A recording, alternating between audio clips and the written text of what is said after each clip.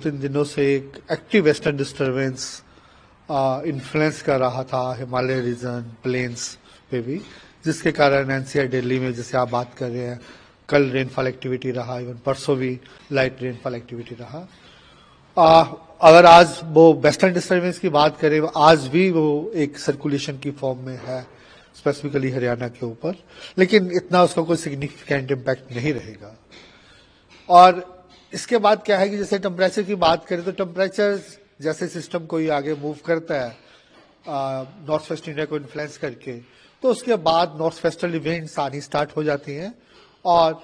उसके कारण हम जो एक्सपेक्ट करें कि जो प्रिवेलिंग टेम्परेचर्स हैं वो सामान्य है या सामान्य से थोड़े ज्यादा ही हैं,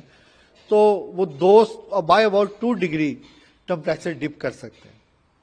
लेकिन इसके बाद फिर एक फ्रेश वेस्टर्न डिस्टर्बेंस आ रहा है 27 को, 26 कल नाइट से ही इन्फ्लुएंस करना स्टार्ट कर देगा। उसके बाद ये एक वेस्टर्न डिस्टर्बेंस रहेगा और उसके साथ ही बे ऑफ बंगाल से भी हवाएं आएंगी। अगर मैं इस चित्र के माध्यम से समझाना चाहूं, वेस्टर्न डिस्टर्बेंस ऐसे आते हैं, उसके साथ बे ऑफ बंगाल से हवाएं आएंगी, तो दोनों डिफरेंट जो एयर मासेस है उनका जो कॉन्फ्लुएंस जोन है इंटैक्ट करेगी, वो सेंट्रल पार्ट ऑफ कंट्री में रहेगा, जिसके कारण हम एक्सपेक्ट कर रहे हैं कि 27-28 को